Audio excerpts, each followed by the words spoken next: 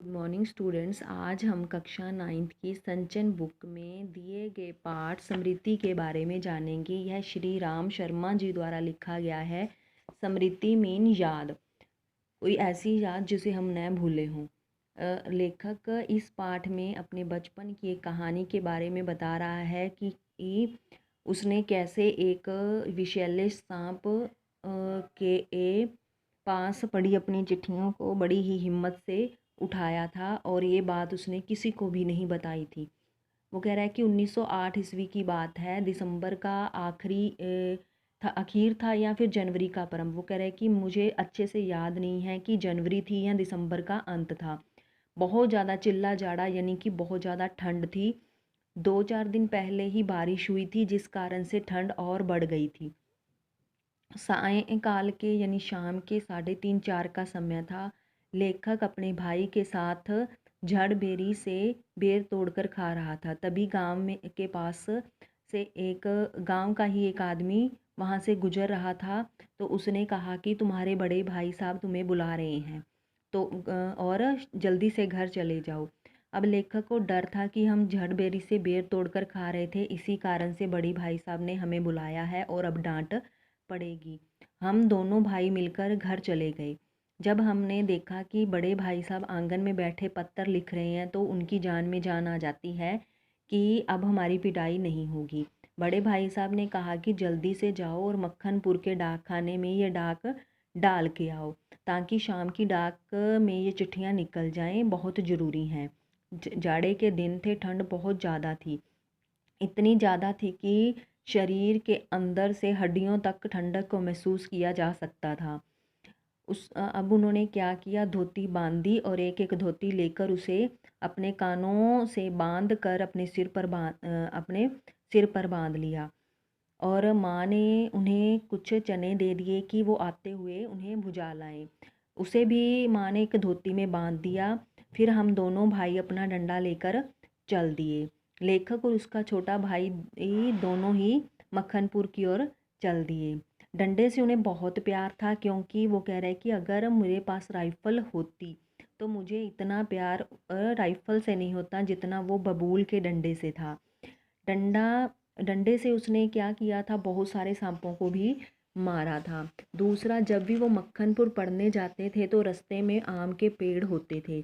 वहाँ से वो आम के पेड़ों से आम तोड़कर इसी डंडे की मदद से खाया करते थे। इसीलिए भी डंडे से उन्हें बहुत प्यार था।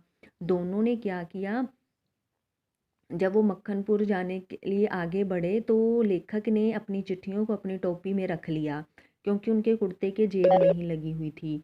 अब हम दोनों वो उछलते कूदते क्या कर रहे थे, उस मक्खनपुर की ओर जा रहे थे। रास्ते में क्या था, एक कुआं पड़ता था जिसमें एक भयंकर काला सांप रहता था। कुआं कच्चा था और 24 हाथ गहरा था। उसमें पानी नहीं था। उसमें एक सांप गिरा पड़ा था, ये कब गिरा हमें कुछ नहीं मालूम, लेकिन हम 2 महीने से जानते थे। उसने कहा कि बच्चे बहुत नटखट होते हैं, शरारती होते हैं। मक्खनपुर पढ़ने जाने वाली हमारी टोली पूरी वानर टोली थी। एक दिन हम लोग स्कूल से लौट रहे थे। हमको कुएं में उजकने की सूझी। उजकने मतलब उचकना मतलब पंजे के बल उचक कर झांकना, यानी कि हमने झांकने के बारे में सोचा। तो उसने क्या कहा, जब हमने उसमें झांकने की सोची तो उसमें एक क्या फेंका, डेला यानी पत्थर फेंक दिया। तो उसकी आवाज़ कैसी होती है, हमने ये जानने की कोशिश की कि सांप की आवाज़ कैसी होती है। उसके सुनने के बाद हमारी बोली की प्रतिध्वनि सुनने की इच्छा थी। फिर हमने उस खाली कुएं में खुद से बोला और अपनी ही गूंज सुनी। पर कुएं में ज्यों ही डेला गिरा त्यों ही एक फुसकार सुनाई पड़ी।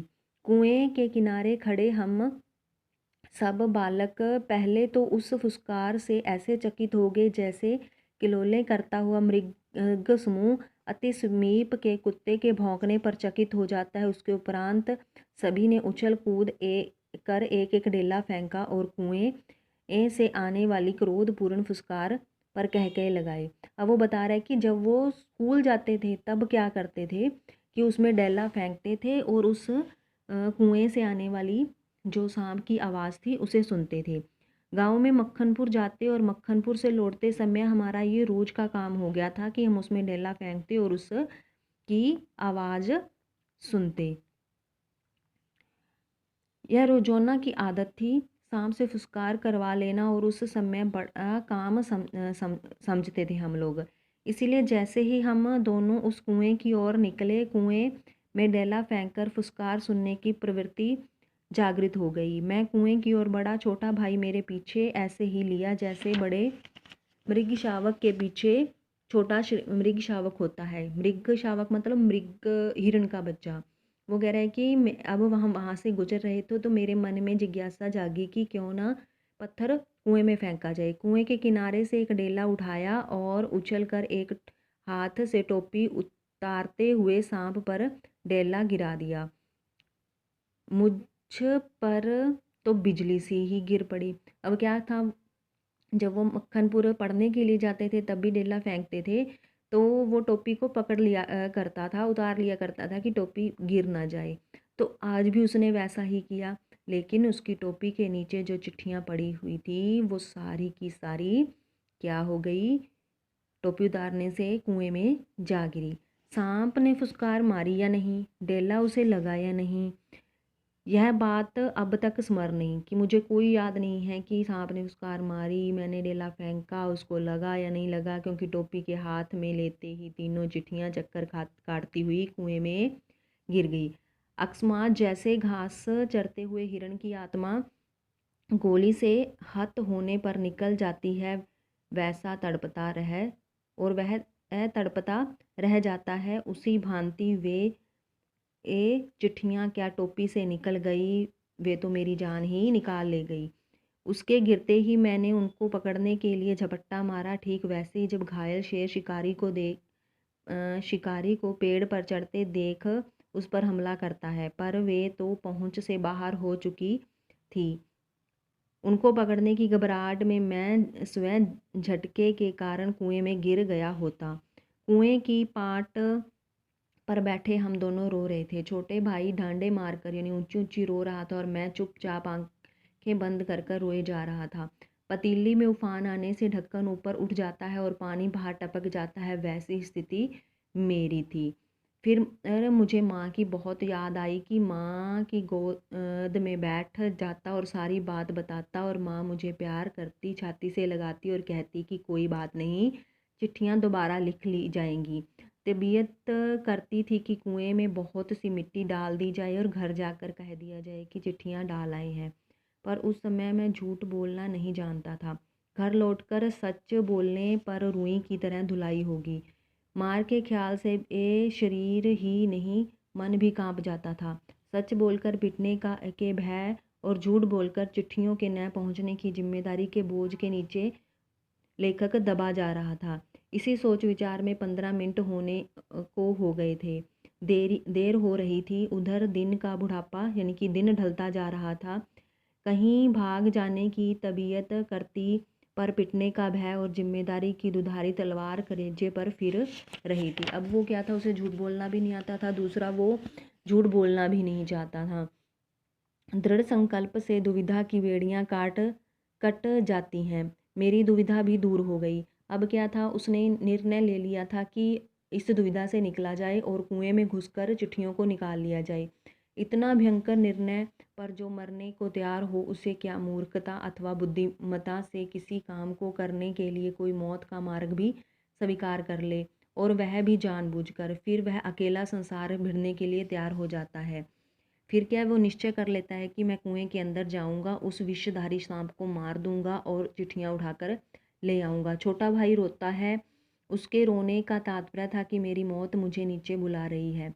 वह शब्दों से न कहता था, वास्तव में मौत सजीव रूप में मेरा इंतजार कर रही थी। मैंने क्या किया, एक धोती मेरी थी, एक छोटे भाई की थी, एक चने वाली थी, 2 कानों पर बंधी हुई थी। पांचों की एक रस्सी तैयार की और कुएं की गहराई में उतार दी। फिर उसे क्या किया, एक तरफ से क्या किया, डेंग से कुएं की डेंग से बांध दिया। डेंग वो लकड़ी का हिस्सा जिस पर एक चक्का लगा होता है, उसको अच्छी से उससे बांध दिया।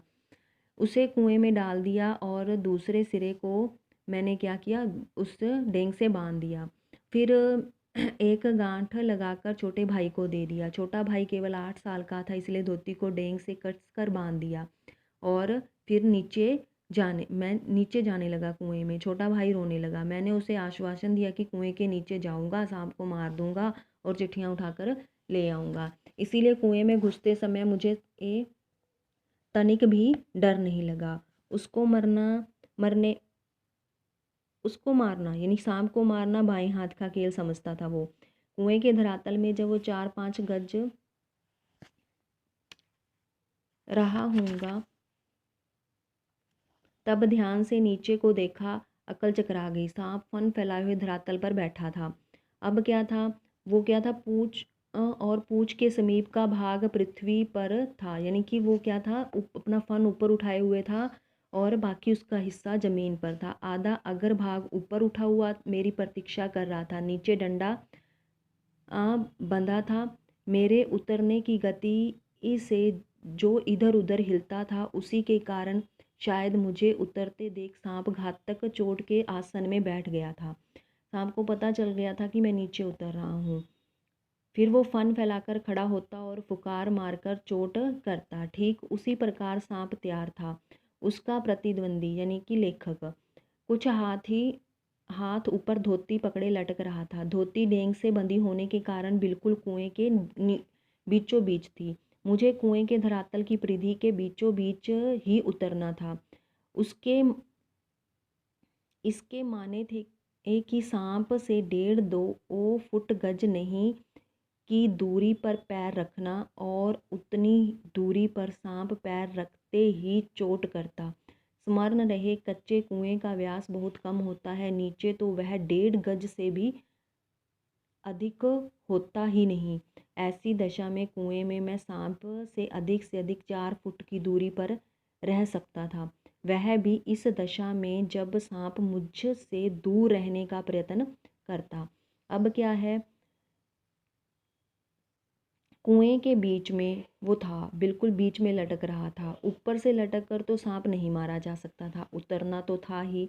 थकावट से ऊपर चढ़ भी नहीं सकता था जब तक अपने प्रतिद्वंदी को पीठ दिखाने का निश्चय नहीं किया था। यदि ऐसा करता भी तो कुएं के धरातल पर उतरे बिना क्या मैं ऊपर चढ़ सकता था। धीरे धीरे उतरने लगा। एक एक इंच ज्यों ज्यों मैं नीचे उतरता गया त्यों तो मेरी एकाग्रचित्ता यानी कि मेरा ध्यान बढ़ता गया। मुझे एक सूझी। दोनों हाथों से धोती पकड़े हुए मैंने अपने पैर कुएं की बगल में क्या किए, लगा दिए। दीवार से पैर लगाते ही मिट्टी नीचे गिरी। तो बेटा जी आज हमने पार्ट 1 कर लिया है और आगे का जो हिस्सा है वो कल करेंगे कहानी का। तो इतना आप ध्यान से पढ़ लेना। धन्यवाद।